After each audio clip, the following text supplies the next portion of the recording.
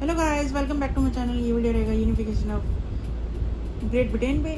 तो पहला जो पॉइंट रहेगा वो ये रहेगा कि some scholar argue that the model of nation state is Great Britain. वो कहते हैं ग्रेट ब्रिटेन मॉडल है। दूसरा पॉइंट क्या कहता है कि कोई सडन अपहीवल से नेशन स्टेट नहीं बना हुआ, कोई रेवोल्यूशन से नहीं बना, इंस्टेड एक लॉन्ग टर्म ड्रॉन प्रोसेस से बना है। तीसरा, there was no British nation prior to 18th century, कोई ब्रिटिश नेशन ही नहीं थी। चौथा पॉइंट क्या कहता है कि the clans that have inhibited the English isles are the ethnic one. वही ओरिजिनल एथनिक है, कॉमन बैकग्राउंड वही इस नेशन का पार्ट बनेंगे। तो चार हैं वो, इंग्लिश या ब्रिटिश, उसके बाद वेलिश, स्कॉट्स और आयरिश। ये हो गई। उसके बाद था सारे जो हैं सबकी अपनी अपनी कल्चरल ट्रेडिशंस और पॉलिटिकल ट्रेडिशंस थी।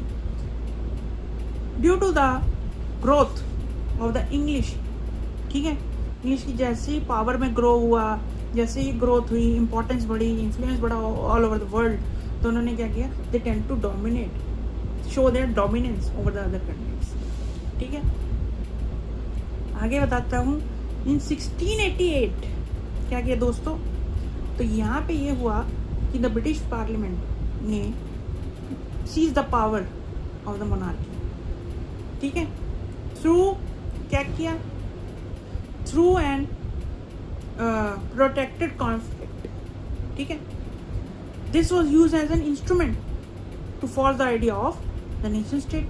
England was kept at the centre, England को सेंटर पे रखा गया और नेशन बनाया गया, ग्रेट किंगडम ऑफ ब्रिटेन बनाया गया। अब दोस्तों क्या होता है, इम्पैक्ट ऑन द स्कॉटलैंड। क्या होता है, देखिए स्कॉटलैंड पे ये हुआ दोस्तों कि सबसे पहला हुआ कि एक्ट ऑफ यूनियन जो कि इंग्लैंड और स्कॉटलैंड के बीच साइन किया गया 1707 में। This made Scotland to get incorporated into the England और ग्रेट ब्रिटेन में उनको इनकॉर्पोरेशन।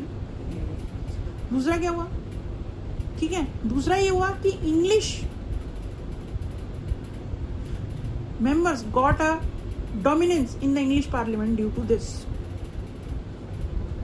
थर्ड क्या हुआ, the British culture became dominant. और फोर्थ क्या हुआ, the distinctive culture of the Scottish people and Scotland and the traditions were highly suppressed by the British. ठीक है, issue of the Scotland Highlanders क्या होता है बताता हूँ।